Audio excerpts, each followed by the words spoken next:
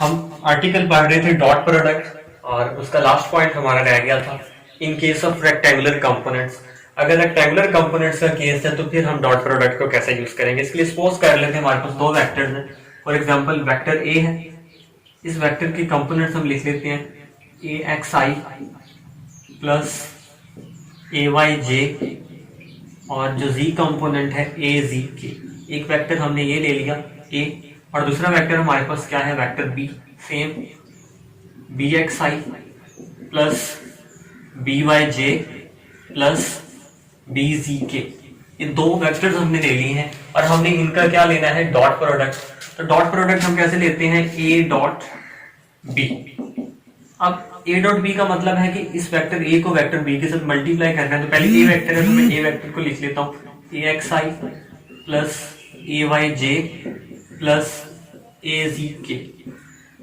Vector a dot product लेना है इसका b के साथ, वेक्टर b मेंशन करेंगे B x i plus b y j plus b z k. ये दोनों वेक्टर्स हमने क्या करने हैं लिख लेंगे। अब हम जिस तरह सिंपली मल्टीप्लाई करते हैं, इसको रूल यही होता है, उसी तरह मल्टीप्लाई करते हैं। एक स्टेप में कंप्लीट करता हूं, बाकी जो शॉर्टकट मेथड होता है हम उसको यूज करेंगे। अब हम करते क्या होते हैं, जब भी हमें दो चीज ब्रैकेट्स में चीजें मौजूद है उनको मल्टीप्लाई करना, तो ए सबसे पहले इसके साथ मल्टीप्लाई होगा, देन यही वाला ए इसके साथ भी मल्टीप्लाई होगा और देन यही वाला ए इसके साथ मल्टीप्लाई होगा इसके साथ भी। ये पहले ए को मैं कंप्लीट करता हूं, देन मैं आपको शॉर्टकट बता दूंगा कि शॉर्टकट हमने इसको कैसे करना है। तो जब ए एक्स इसके साथ मल्टीप्लाई होगा तो ये बनेगा a x B x into i dot i dot i plus a x पे मल्टीप्लाई होना है बी वाई के साथ a x b y into i dot j plus a x multiply होगा बी जी के साथ और बाकी आ जाएगा आई डॉट के।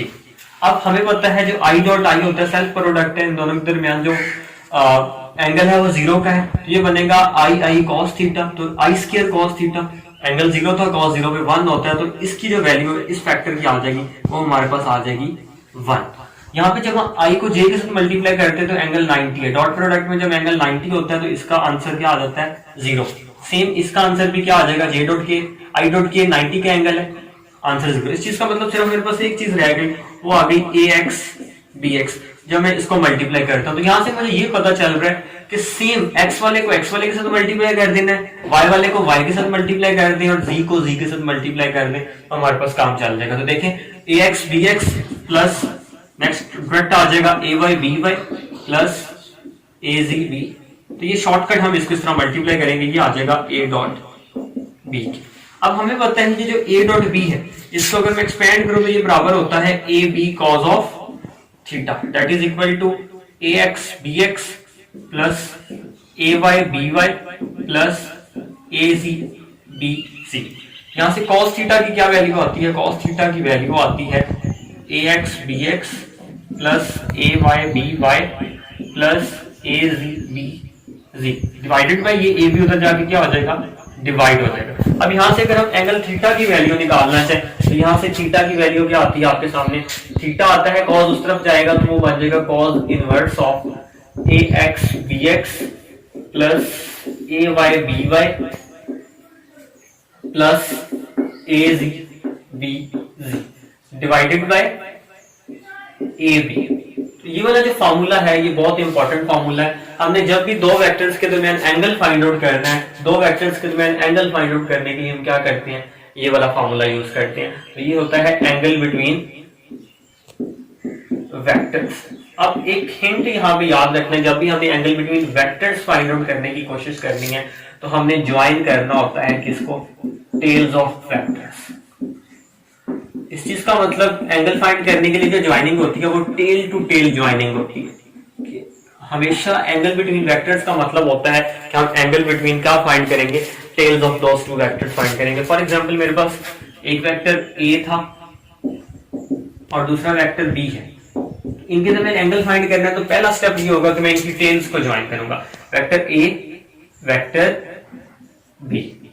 इनकी टेल्स ज्वाइन करने के बाद ये जो एंगल बनेगा ये एंगल बिटवीन वेक्टर्स होगा और ये एंगल फाइंड करने के लिए हम क्या फॉर्मूला यूज करेंगे, theta is equal to cos inverse of A x B x plus A Y B Y plus A G B ji divided by magnitude of A into magnitude of B. तो ये formula आप लोगों ने याद रखना है, important है। आपसे एंगल बिटवीन वेक्टर्स पूछा जा सकता है। एंगल बिटवीन वेक्टर्स फाइंड करने के लिए हम इस फॉर्मूला को क्या करते हैं, हमेशा यूज करते हैं। मूव करते हैं नेक्स्ट आर्टिकल की तरफ, जो रिलेट करता है हमारे पास क्रॉस प्रोडक्ट से।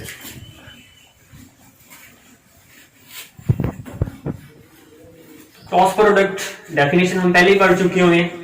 जब हम दो वेक्टर्स को इस तरह मल्टीप्लाई करें कि उन मल्टीप्लिकेशन के नतीजे में कोई वेक्टर क्वांटिटी हमें मिल रही हो, तो ऐसा प्रोडक्ट कहलाता है क्या, क्रॉस प्रोडक्ट कहलाता था। तो क्रॉस प्रोडक्ट को हम देखते हैं, क्रॉस प्रोडक्ट क्या चीज होती है।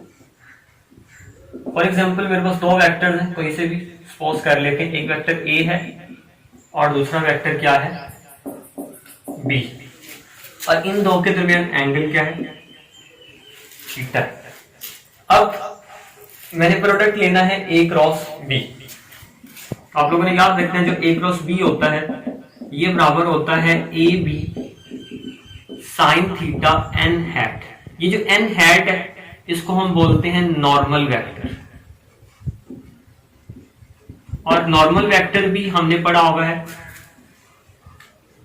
कि ये एक यूनिट वेक्टर होता है। इस चीज का मतलब ये हुआ कि मैग्नीट्यूड ऑफ नॉर्मल वेक्टर, अगर मैं इस नॉर्मल वेक्टर की मैग्नीट्यूड लूंगा तो ये किस चीज की इक्वल होनी चाहिए, ये 1 के इक्वलेंट होगी। तो मैग्नीट्यूड ऑफ नॉर्मल वेक्टर और यूनिट वेक्टर जिसको हम बोलते थे वो इक्वल होगी 1 की। इस चीज का मतलब जब 1 इसके साथ मल्टीप्लाई होगा तो इसे कोई फर्क नहीं पड़ना चाहिए। तो ये normal vector just direction represent करता है इस ए क्रॉस बी की, और इसकी जो डायरेक्शन होती है ये आप लोगों ने याद रखना होता है, ये होती है plane perpendicular to plane containing both vectors A and B. तो ये होती है परपेंडिकुलर टू प्लेन कंटेनिंग,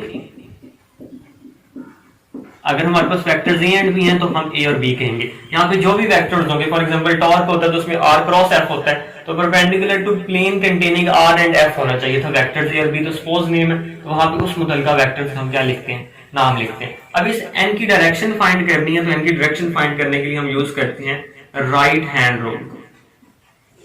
हम यूज करेंगे right hand rule. Right hand rule use किस तरह करना है आप लोगों ने, सबसे पहले आपने अपने जो राइट हैंड है उसको फर्स्ट वेक्टर की डायरेक्शन में क्या करना है, रख लेना है। फॉर एग्जांपल हमने उसको फर्स्ट वेक्टर की डायरेक्शन में प्लेस कर दिया, और अब इसको एक प्लेस करने का मेथड ये है और दूसरा प्लेस करने का मेथड ये भी है। अब सेकंड पॉइंट इंपॉर्टेंट है कि मैंने इसको इस तरह प्लेस करना है कि जब मैं दूसरे वेक्टर की तरफ फिंगर्स को कर्व करूं, तो कर्ल जब मैंने करना है तो शॉर्टेस्ट एंगल बने। अगर मैं ऐसे करता हूं तो यहाँ पे मुझे यहाँ पे कर्ल करने के लिए इस एंगल को गुजरना पड़ेगा। वो जो एंगल बनता है वो एंगल बनता है बी तक आने का ये। और अगर मैं यहाँ से इसको ऐसे रखता हूं तो मुझे बी तक पहुंचने के लिए सिर्फ ये वाला एंगल कवर करना पड़ेगा, क्योंकि ये वाला शॉर्टेस्ट एंगल है। तो हमने शॉर्टेस्ट एंगल के थ्रू कर्ल करना है, तो इस चीज का मतलब मुझे अपने हाथ को ऐसे रखना है और इसको कर्ल कर देना है फिंगर को in the direction of B. तो मेरा जो इरेक्टेड थंब होगा ये इंडिकेट करेगा direction of this normal vector. इस चीज का मतलब आउटवर्ड यहाँ पे आ रहा है, आउटवर्ड को यहाँ पे अगर रिप्रेजेंट करना है 2D में तो हम कहते हैं कि इसकी डायरेक्शन क्या होगी, अपवर्ड। अब इसी चीज को हम और देख लेते हैं। फॉर एग्जाम्पल हमसे कहा गया था आप ए क्रॉस बी की बजाय बी क्रॉस ए फाइंड करें। ये बराबर होता है A B sine theta N hat. इस केस में एन हैट था अपवर्ड। अब इस केस में चेक कर लेते हैं। अब मैं बी की डायरेक्शन में ऐसे भी रख सकता हूँ, फिंगर्स ऐसे भी। अगर ऐसे रखता हूं तो मुझे लॉन्गेस्ट एंगल कवर करना पड़ता है। इस चीज का मतलब मुझे ऐसे रखना पड़ेगा। फिंगर्स को कर्ल किया तो इरेक्टेड थंब आता है इनवर्ट। इस चीज का मतलब इस केस में जब मैं बी क्रॉस ए लेता हूं इसकी डायरेक्शन क्या आती है, इनवर्ट आती है। इस चीज का मतलब ये हुआ कि ए क्रॉस बी और बी क्रॉस ए इक्वल तो नहीं है। हम कह सकते हैं जो ए क्रॉस बी है that is not equal to B cross A. अच्छा, अगर मैं इन दोनों की मैग्नीट्यूड कंसीडर करूं, for example A cross B की मैग्नीट्यूड अगर हम लिखना चाहें तो ए क्रॉस बी की मैग्नीट्यूड बराबर होती है ए बी साइन थीटा, और एन हैट की मैग्नीट्यूड 1 है। हमने पहले ही कहा था तो उसको लिखने की जरूरत नहीं है। Same B cross A find करें, इसकी मैग्नीट्यूड भी बराबर आती है ए बी साइन थीटा। इस चीज का मतलब इन दोनों की मैग्नीट्यूड्स की अगर बात आएगी तो ये बराबर होगा। अब यहाँ से मोस्ट इंपॉर्टेंट एमसीक्यू आता है कि वो आपसे ए क्रॉस बी मैग्नीट्यूड पूछता है, ये फार्मूला भी मौजूद होगा ये भी, तो बच्चे गलती करते हैं मैग्नीट्यूड में भी एन हेड ऐड करते हैं। जब मैग्नीट्यूड आएगी तो एन हेड की मैग्नीट्यूड 1 हो जाती है, इस वजह से यहाँ पे एन हेड नहीं आना। तो मैग्नीट्यूड के केस में a cross a B sine theta होता है, और अगर सिर्फ जर्नल वेक्टर्स लिखे हुए हैं तो फिर हम A B sine theta N head लिखेंगे। तो यहाँ से मुझे पता चला ए क्रॉस बी की जो मैग्नीट्यूड है वो बराबर होती है बी क्रॉस ए की मैग्नीट्यूड के। लेकिन जस्ट वेक्टर्स कंसीडर करेंगे तो ये बराबर नहीं है। इसको हम बोलते हैं कि जो क्रॉस प्रोडक्ट होता है ये होल्ड नहीं करता किसको, कम्यूटेटिव लॉ को। तो ये कम्यूटेटिव लॉ ऑफ मल्टीप्लीकेशन ये यहाँ पे होल्ड नहीं होता, तो मैं लिख देता हूं डज नॉट होल्ड। तो ये होल्ड नहीं करता यहाँ पे क्रॉस प्रोडक्ट के केस में। इसको अगर लिखना चाहे तो हम ऐसे जरूर लिख सकते हैं कि ए क्रॉस बी इक्वल है negative of B cross A के। ये वाली बात आप बिल्कुल ठीक है। नेगेटिव का मतलब डायरेक्शन एक दूसरे के क्या हो गया, रिवर्स हो गया। आप इसको ऐसे लिख लें, ऐसे लिख लें, या मैग्नीट्यूड की फॉर्म में ऐसे लिख लें। ये तीनों एमसीक्यूज आपने इंपॉर्टेंटली यहाँ से याद रखने। और आपसे मोस्ट इंपॉर्टेंट डायरेक्शन के बारे में पूछा जा सकता है, डायरेक्शन क्या होती है। तो दुनिया का कोई भी क्रॉस प्रोडक्ट ले लें, उसमें जो डायरेक्शन आएगी हमेशा परपेंडिकुलर टू प्लेन होगी कंटेनिंग बोथ वेक्टर्स। तो ये पहला पॉइंट आप लोगों ने ये याद रखना है। दूसरा पॉइंट अगर हम बात करें दो परपेंडिकुलर वेक्टर्स के केस में, for perpendicular vectors, perpendicular vectors का मतलब ये हुआ थीटा दोनों वेक्टर्स के दरमियान क्या आ गया, 90 आ गया। देख लेते हैं इसको क्या बनता है हमारे पास। फॉर एग्जांपल दो वेक्टर्स थे ए क्रॉस बी, ये बनता है A B sine of angle 90 है और एन हेड साथ में वैसे। हमें पता है साइन 90 की जो वैल्यू होती है वो होती है 1। इस चीज का मतलब परपेंडिकुलर वेक्टर्स के केस में ये बनेगा ए बी एन हेड। तो ये जो क्रॉस प्रोडक्ट होता है, अगर इसकी मैं मैग्नीट्यूड ले लेता हूँ ए क्रॉस बी की मैग्नीट्यूड, तो ये बराबर है A B, that is equal to maximum. इस चीज का मतलब क्रॉस प्रोडक्ट का आंसर मैक्सिमम कब आएगा, जब दोनों वेक्टर्स एक दूसरे के क्या होंगे, परपेंडिकुलर होंगे। मोस्ट इंपॉर्टेंट एमसीक्यू है when torque will be maximum, when angle between R and F, वहां पे होता है आपके पास आर एंड एफ, फोर्स होती है एंड मोमेंट आर्म होता है। फोर्स एंड मोमेंट आर्म के दरमियान जब एंगल 90 का हो जाएगा तब टॉर्क क्या होता है, मैक्सिमम। सिंपली वे मल्टीप्लाई कर देते हैं दोनों की मैग्नीट्यूड्स को तो आंसर आ जाता है। तो cross product of two vectors at angle of 90 is equal to product of their magnitudes and that value will be maximum, so that is A B. अब यहाँ पे ए बी की जगह कोई भी आपके पास वेक्टर्स की मैग्नीट्यूड्स हो सकती है। तो पहला पॉइंट आप लोगों ने ये याद रखना है, जो cross product of two vectors होता है वो 90 के ऊपर उसकी मैग्नीट्यूड क्या होती है, मैक्सिमम होती है, जब वो परपेंडिकुलर वेक्टर्स होते हैं। सेकंड हमारे पास थर्ड पॉइंट पे आपसे ये पूछा जा सकता था कि अगर ये पैरेलल वेक्टर्स होते हैं, in case of parallel vector, parallel का मतलब theta is equal to 0 degree. तो यहाँ पे पैरेलल वेक्टर होता तो ये बराबर होता a cross b is equal to a B sine of 0 into n hat. अब साइन 0 की जो वैल्यू होती है वो होती है 0। इस चीज का मतलब ये बन जाएगा 0 एन हेड, और इस 0 एन हेड को बोलते हैं नल वेक्टर। तो इस चीज का मतलब अगर मैं यहाँ पे नल वेक्टर की मैग्नीट्यूड लेता हूँ, नल वेक्टर की जो मैग्नीट्यूड होती है वो इक्वल होती है 0 के। इस चीज का मतलब क्रॉस जो प्रोडक्ट है, जब angle between two vectors will be 0, cross product magnitude of cross product will be 0, and when angle between two vectors will be 90, cross product will be at its maximum value. वहां पे cross product की जो value आएगी वो क्या आ जाएगी, maximum आ जाएगी। तो ये आपने ये दो इंपॉर्टेंट पॉइंट्स यहाँ पे याद रखने हैं। यहाँ पे सेम आपसे फर्दर जो पूछा जा सकता है, self cross product. For example हमसे कहा जाता है कि ए वेक्टर को ए के साथ ही मल्टीप्लाई करें, तो ये बराबर होता है ए साइन थीटा एन है। अब दो वेक्टर्स हमेशा एक दूसरे के क्या होते हैं, पैरेलल होते हैं। ये आप लोगों ने बात याद रखनी। जब भी दो वेक्टर्स की बात करेंगे तो वो एक दूसरे के पैरेलल होंगे। पैरेलल का मतलब यहाँ पे एंगल क्या आ गया, 0 आ गया, तो ए क्रॉस ए आ गया a square sine of 0 N hat. Sine 0 पे 0 होता है, तो ये बन जाएगा 0 N head, that is equal to null vector. इस चीज का मतलब आपके पास दो वेक्टर्स का जब भी सेल्फ प्रोडक्ट लिया जाएगा उसकी मैग्नीट्यूड किस चीज के इक्वल आ जाएगी, 0 के इक्वल आ जाएगी। तो ये वाली बात भी आप लोगों ने याद रखनी है कि सेल्फ क्रॉस प्रोडक्ट की मैग्नीट्यूड हमेशा क्या होगी, 0 होगी। ये वाला पॉइंट पे यहाँ पे इंपॉर्टेंट है क्रॉस प्रोडक्ट के हवाले से। अगर हम बात करें यहाँ पे unit vectors, in case of unit vectors cross product की वैल्यूज क्या आएंगी। तो उसके लिए सिंपल सा मेथड आप लोगों ने यूज करना है। हम 3 वेक्टर्स में ड्रॉ कर देता हूं आपके सामने। एक वेक्टर है आपके पास i, दूसरा वेक्टर है j और तीसरा वेक्टर हमारे पास आ गया k। तो ये 3 वेक्टर्स लिए हमने i, j एंड k। अब मैं इसकी जो डायरेक्शन लेने जा रहा हूं मैं एंटी क्लॉकवाइज डायरेक्शन की। नॉर्मली क्रॉस प्रोडक्ट के अंदर जितने भी आते हैं उसकी काउंटर क्लॉकवाइज या एंटी क्लॉकवाइज डायरेक्शन हम पॉजिटिव लेते हैं, जबकि जो क्लॉकवाइज डायरेक्शन होती है उसमें उनको नेगेटिव लिया जाता है। तो इसको भी हम फर्दर देखेंगे कि वो पॉजिटिव या नेगेटिव क्यों होता है, वो सारी चीजें हम बाद में इंशाल्लाह डिस्कस करते हैं। सबसे पहले अगर इसकी एंटी क्लॉकवाइज जो कन्वेंशन है हम पॉजिटिव लेते हैं, तो अगर i का क्रॉस प्रोडक्ट लिया जाता है j के साथ, i का क्रॉस प्रोडक्ट जब मैं j के साथ लेता हूं तो क्या बनता है, i की मैग्नीट्यूड, j की मैग्नीट्यूड, साइन ऑफ। अब ये तीनों म्यूचुअली परपेंडिकुलर वेक्टर्स होते हैं, इस चीज का मतलब इन तीनों के दरमियान एंगल क्या होगा, 90 एंड n है। ये तो बन गया, इसकी मैग्नीट्यूड भी 1, इसकी मैग्नीट्यूड भी 1, साइन 90 भी 1, ये तो बन गया 1। मसला आता है ये n हैट कहां पे लाई करेगा। मैं आपके सामने 3 वेक्टर्स ड्रॉ कर रहा हूं।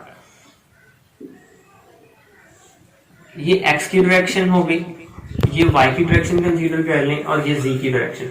x में वेक्टर होता है i, यहाँ पे j होता है और यहाँ पे k। अब i को मैंने कर्ल करना है, इस तरफ i क्रॉस j लेना है, j की डायरेक्शन में शॉर्टेस्ट एंगल। इस चीज का मतलब आउटवर्ड, ये जो k वेक्टर है ये कहां पे होता है, आउटवर्ड होता है, जिसको मैंने इस तरफ शो किया होगा। इस चीज का मतलब i और j के जो परपेंडिकुलर है वो क्या होगा, k होगा। सेम k और i की जो परपेंडिकुलर होगा वो j हो जाएगा। अगर आपके पास j और k के दरमियान परपेंडिकुलर पूछ लें तो वो क्या आएगा, i। तो यहाँ पे जो रिमेनिंग वेक्टर होता है हमेशा वो दूसरे में क्या होता है, परपेंडिकुलर। यहाँ पे i j तो हो रहे थे, इस चीज का मतलब n हैट की डायरेक्शन टुवर्ड्स k होगी, तो यहाँ पे आंसर आ जाएगा k हैट। अच्छा, यहाँ पे ये यहाँ तक तो बच्चों को क्लियर होता है कि i cross j is equal to k है। अगला पॉइंट सबसे ज्यादा इंपॉर्टेंट है, जहां पे हर बच्चा नॉर्मली गलती करता है। अगर आपसे ये पूछ ले magnitude of i cross j, सिर्फ i क्रॉस j नहीं पूछ रहा, वो पूछ रहा है magnitude of i cross j, तो वो बराबर होती है k हैट की मैग्नीट्यूड। अब ये जो k हैट है ये तो हमें पता है यूनिट वेक्टर, और एक यूनिट वेक्टर वो होता है जिसकी मैग्नीट्यूड क्या होती है 1। इस चीज का मतलब इसका आंसर अगर वो आपसे मैग्नीट्यूड पूछ लेता है, i क्रॉस j की जो मैग्नीट्यूड होती है वो क्या होती है, 1 होती है। सिर्फ i cross j k hat की इक्वल है, लेकिन जब वो वर्ड मैग्नीट्यूड यूज कर लेगा तो फिर मैग्नीट्यूड क्या बन जाती है, 1। ये आपने पॉइंट याद रखना है। अब बाकी कर लेते हैं, अगर आपसे वो पूछ लेते हैं j क्रॉस k, तो j क्रॉस k का आंसर होता है i हैट। और अगर आपसे वो पूछ ले k cross i that is equal to j hat, इनसे उल्ट पूछ लेता। फॉर एग्जांपल यहाँ पे था j, i क्रॉस j था, आपसे पूछे what is j cross i, तो j क्रॉस i आ जाएगा माइनस का k। अगर यहाँ से पूछ ले k क्रॉस j, वो आ जाएगा माइनस का i। और अगर आपसे वो पूछ ले i cross k that is equal to minus j, लेकिन कोई भी वो ओरिएंटेशन ले ले, जब हम मैग्नीट्यूड की बात करेंगे, चाहे वो k क्रॉस i की मैग्नीट्यूड पूछता है या i क्रॉस k की पूछता है, मैग्नीट्यूड हमेशा पॉजिटिव होती है और वो हमेशा क्या रहेगी, 1 रहेगी। तो यूनिट वेक्टर्स में पहली चीज आपने ये ध्यान रखनी है। अच्छा, अगर मैं i के साथ ही क्रॉस प्रोडक्ट लेता हूँ तो चूंकि इनके दरमियान एंगल 0 हो जाता है, तो उसकी जो मैग्नीट्यूड होगी वो क्या होगी, 0 की इक्वल होगी। वहां पे हम सेम यही वाला केस अप्लाई करेंगे। तो यहाँ पे मैं मेंशन कर देता हूँ शॉर्टकट में, i क्रॉस i की अगर मैग्नीट्यूड पूछ लेता है तो वो क्या आ जाती है, 0 आ जाती है। लेकिन अगर मैग्नीट्यूड के बगैर पूछेगा तो इसका आंसर आना चाहिए नल वेक्टर। तो ये वाले इंपॉर्टेंट पॉइंट्स हैं जो एमसीक्यू में आपसे पूछे जा सकते हैं, आप लोगों ने इनको माइंड में भी रखना है।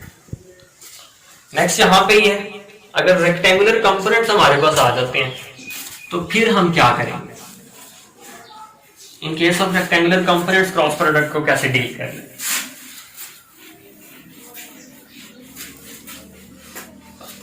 रेक्टेंगुलर कंपोनेंट्स के केस में हम 2 वेक्टर्स कंसीडर करते हैं। For example a is equal to axi plus ayj plus az K, and एक वेक्टर b ले लेते हैं bxi plus byj plus bz के।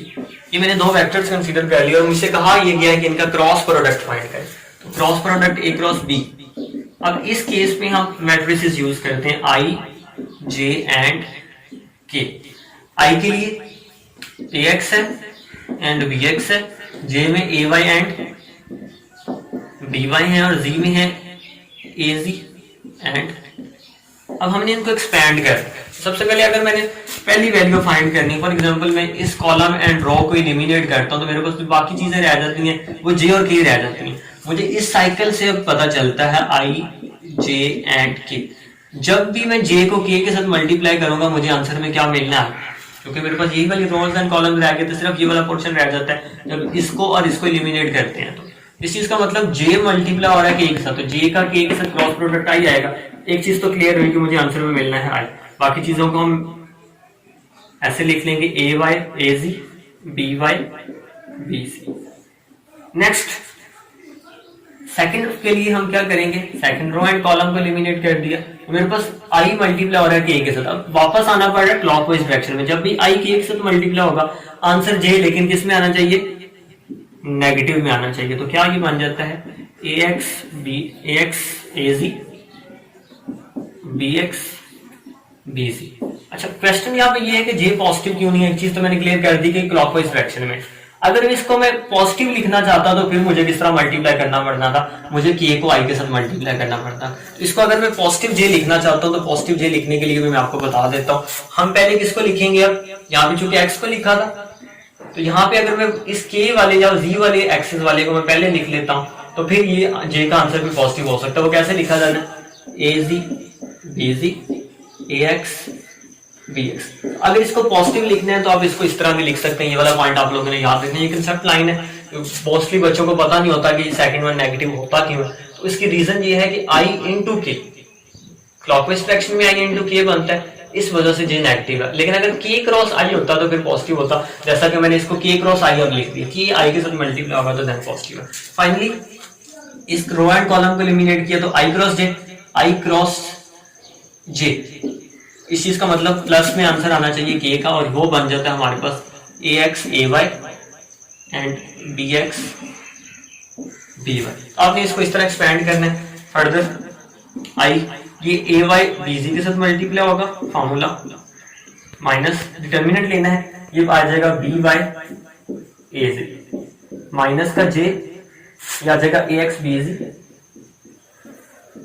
माइनस का B x a ji, plus का के ए एक्स बी वाई माइनस का बी एक्स ए वाई। हम इसको इस तरह क्या कर सकते हैं, क्रॉस प्रोडक्ट को एक्सपैंड आउट करना है। तो जब भी क्रॉस प्रोडक्ट एक्सपैंड होना है वो इस फॉर्मेट में आएगा। अब ये वाला मेथड थोड़ा सा लंबा हो जाता है, हमने शॉर्टकट यहाँ पे यूज करनी है। शॉर्टकट का मैं आपको आसान सा तरीका बता देता हूँ।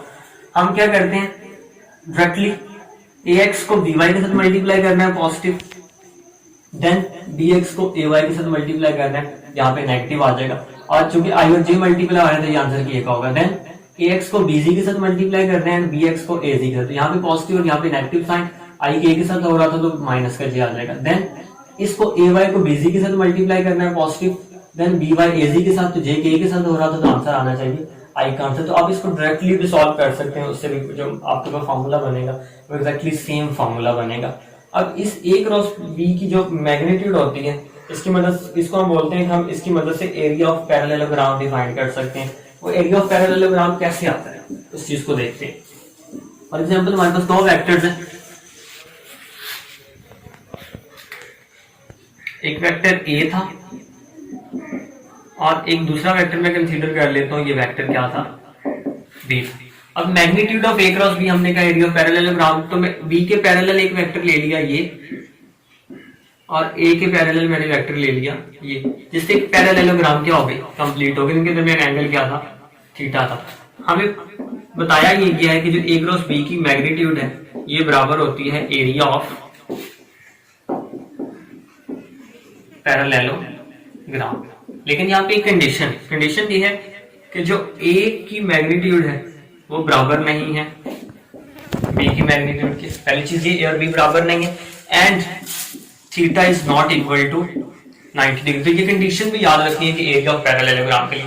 सेकंड वन, यहां से मुझे पता चल रहा है कि अगर इसको मैं किसी तरह हाफ कर दूं इस मैग्नीट्यूड को तो मेरे पास एक ट्राइंगल बनती है। तो इस चीज का मतलब हाफ ए क्रॉस बी की मैग्नीट्यूड जो होती है वो बराबर होती है किस चीज के, एरिया ऑफ ट्राइंगल। तो इसकी फार्मूले की मदद से, ये वाली चीजें बुक में मेंशन नहीं है, इसकी मदद से हम एरिया ऑफ ट्राइंगल भी फाइंड कर सकते हैं। अच्छा मुझे पता चला अगर मैं ए क्रॉस बी को ये भी तो कह सकता हूं that is equal to area of rectangle लेकिन इसके लिए कंडीशन क्या है, इसके लिए कंडीशन ये है कि a is not equal to b, a की मैग्नीट्यूड बी के बराबर नहीं है, एंड जो एंगल होना चाहिए वो कितने होने चाहिए, 90 की होनी चाहिए। तो ये वाला पॉइंट भी आपकी बुक में मौजूद नहीं, आपने ये भी याद रखना है। देन इसी ए क्रॉस बी को मैं कह सकता हूँ, ए क्रॉस बी की मैग्नीट्यूड बराबर है एरिया ऑफ स्क्वायर, लेकिन इसकी एक कंडीशन है, कंडीशन ये है कि ए की मैग्नीट्यूड इक्वल है बी की मैग्नीट्यूड की, and theta is equal to 90 degree. तो इस केस में आपके पास क्या बन जाएगा, ये एरिया ऑफ स्क्वायर। तो इस ए क्रॉस बी की मैग्नीट्यूड एरिया ऑफ पैरेललोग्राम भी हो सकती है, इसकी मदद से एरिया ऑफ ट्रायंगल भी फाइंड कर सकते हैं, एरिया ऑफ रेक्टेंगल भी फाइंड कर सकते हैं, एंड एरिया ऑफ स्क्वायर भी फाइंड कर सकते हैं। लेकिन इन सब की कुछ कंडीशन है जो आप लोगों ने क्या रखनी है, याद रखनी है। तो यहाँ से ये इंपॉर्टेंटली आपसे पूछा जा सकता है। अब एक मोस्ट इंपॉर्टेंट बुक में न्यूमेरिकल है, वो ये आपसे कहा जाता है कि आपके पास डॉट एंड क्रॉस प्रोडक्ट की जो मैग्नीट्यूड्स है रिस्पेक्टिवली 6 स्क्वायर रूट 3 एंड 6 है। स्टेटमेंट ये थी कि magnitude of A dot B is equal to 6 square root 3 and magnitude of cross product is equal to 6। आपसे पूछा गया है कि इन दो वेक्टर्स ए और बी के दरमियान एंगल बताएं। तो इसका जो शॉर्टकट मेथड आप लोगों ने याद रखना है, जो थीटा होता है ना वो बराबर होता है tangent inverse of magnitude of cross product divided by magnitude of dot product. आपको कोई भी वैल्यूज दे दीजिए, यहां पे आपने पुट कर दिया। Tangent inverse of cross product की मैग्नीट्यूड थी 6, डॉट प्रोडक्ट की थी 6 स्क्वायर रूट 3, कैंसिल आउट किया तो ये बन गया tangent inverse of 1 by square root 3। इससे मुझे पता चला एंगल क्या आ गया, 30 आ गया। तो ये आपने शॉर्टकट फार्मूला याद करना है, बजाय इसके कि हम इसको प्रॉपरली पूरा सॉल्व करें काफी लेंथी हो जाता है। आप लोगों ने इस फार्मूले की मदद से क्या कर लेना है, directly angle between two vectors find कर लेना है। लेकिन ये फार्मूला कब यूज कर रहे हैं, जब मुझे मैग्नीट्यूड ऑफ डॉट प्रोडक्ट भी पता हो and magnitude of cross product भी पता हो। अब दो तीन चीजें आप लोगों ने एक्स्ट्रा याद रखनी है। जब भी आपके पास दो vectors A cross B for example, इसकी मैग्नीट्यूड 0 आ जाती है, दो वेक्टर्स का क्रॉस प्रोडक्ट लिया और आंसर उनकी में मैग्नीट्यूड क्या आ गई, 0 आ गई। इस चीज का मतलब ये है कि angle between those vectors is equal to 0 degree. तो क्रॉस प्रोडक्ट में 0 आंसर आने का मतलब वो वेक्टर्स क्या थे, पैरेलल थे। और अगर आपके पास दो वेक्टर्स का डॉट प्रोडक्ट की मैग्नीट्यूड 0 आ जाती है, इस चीज का मतलब ये था कि वो दोनों वेक्टर्स आपस में क्या थे, परपेंडिकुलर थे, उनमें 90 का एंगल। तो ये कंडीशन आपसे वेक्टर्स के बारे में पूछी जा सकती है कि कब वेक्टर्स परपेंडिकुलर हैं, कब वो पैरेलल है। तो परपेंडिकुलर और पैरेलल वेक्टर्स चेक करने के लिए मेथड आसान सा क्या होता है, हम क्रॉस प्रोडक्ट ले लें, मैग्नीट्यूड 0 आ गई तो हम कह देंगे कि वेक्टर्स पैरेलल है। और अगर हमें पता करना है कि क्या दो वेक्टर्स परपेंडिकुलर हैं या नहीं, कोई से भी दो वेक्टर्स दिए जा सकते हैं, उनमें परपेंडिकुलर की कंडीशन चेक करने के लिए हम उनका क्या ले लेते हैं, डॉट प्रोडक्ट। अगर डॉट प्रोडक्ट की मैग्नीट्यूड 0 आ गई, इस चीज का मतलब वो वेक्टर्स क्या होंगे, परपेंडिकुलर होंगे, अदरवाइज वो परपेंडिकुलर नहीं होंगे। तो यहाँ से आपने ये वाली चीज भी याद रखनी। दूसरा समटाइम्स आपको ये दे दिया जाता है कि जो मैग्नीट्यूड ऑफ ए एक्स है और मैग्नीट्यूड ऑफ ए वाई है, ये दोनों बराबर है किस एंगल पे। तो हमें पता है जो ए एक्स है ये बराबर होता है ए कॉस थीटा के, और ए वाई बराबर होता है ए साइन थीटा के। ए को इस तरफ ले आए, कॉस को उधर ले जाए, तो बनेगा a by a is equal to sine theta by cos theta, ये 1 के इक्वल आ जाएगा, that is equal to sine by cos tangent theta. ये जाहिर करता है कि theta is equal to tangent inverse of 1, तो थीटा किस चीज के इक्वल आ जाएगा, 45 डिग्री के इक्वल आ जाएगा। तो इस तरह के आपसे शॉर्टकट एमसीक्यूज पूछे जा सकते हैं जो आप लोगों ने अपने माइंड में रखने हैं। बाकी इंशाल्लाह नेक्स्ट लेक्चर में हम नेक्स्ट आर्टिकल टॉक्स और उससे रिलेटेड एमसीक्यूज को डिस्कस करेंगे।